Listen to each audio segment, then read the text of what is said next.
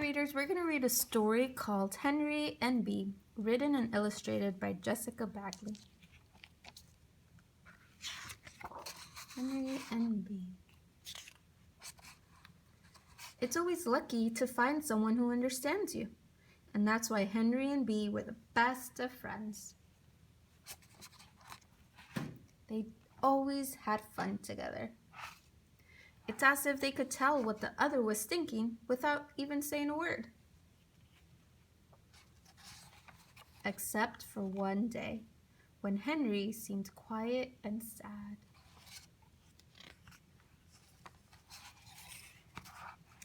No one, not even Bee, knew why. "I want to sit by myself," said Henry at lunchtime. She tried to find out what was the matter, but Henry acted like they weren't even friends. "What did I do?" asked Bee. "Just leave me alone," said Henry.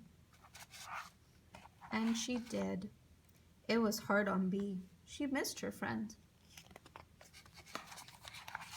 Then Mrs. Birchfield made an announcement. "This Friday we are taking a field trip to my family's farm."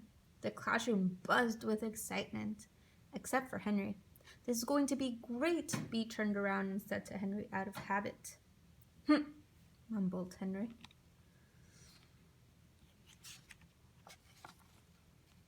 The morning of the field trip was cold and gray. The class gathered outside to get on the bus, and neither Henry nor Bee had been to a farm, and Bee thought maybe the field trip might make him feel better or happier. "Can I sit by you?" Bee gently asked Henry. "I don't care," he huffed, and he looked the other way.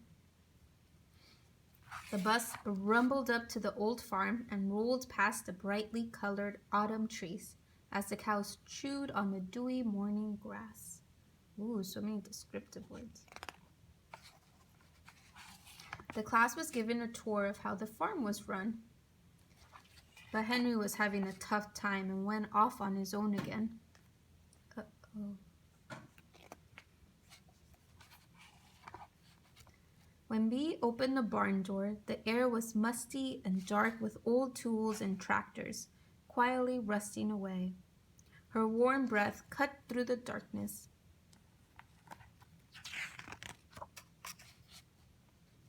She spied Henry in the hayloft and climbed up, a little reluctantly. "I found this," said Henry without looking at Bee. It was an old cat collar.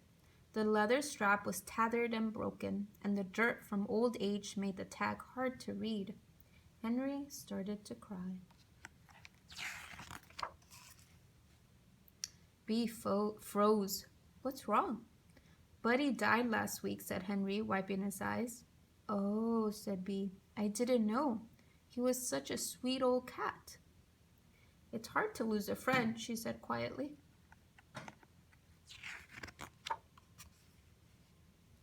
Bee gently put the collar back into Henry's hand, and then a loud rumble in the distance cut through the air. The barn door creaked open loudly. "Bee, Henry," called Mrs. Birchfield. "We're up here," Bee responded quickly. "Everybody needs to come outside. A storm is coming." Henry rushed to wipe his face. Bee and Henry climbed down from the hayloft in silence. Then, as they were walking back to the farmhouse, Bee got an idea. "Wait," she said to Henry, and grabbed a small shovel that was resting on a bench.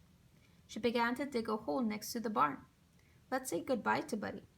Henry nodded as he wiped away a few remaining tears. Henry placed the collar in the hole together they covered it carefully. They heard the soft sprinkle of rain hit the dirt. The dark clouds came up behind them and filled the sky. The rain started to come down even harder, and the rest of the class squealed with excitement as they ran into the farmhouse. Henry and Bee were the last ones to make it there, but Henry stopped at the steps. Bee understood. "I won't say anything," she said quietly. As the class got out of their muddy boots and ate some freshly baked cookies, they all chattered about the things they had seen. Henry looked out the window. "Maybe we'll see some lightning," he mumbled. to Bee through a mouthful of cookie. Yeah, said Bee, chomping down on one of her own. Or maybe even a rainbow. That ends.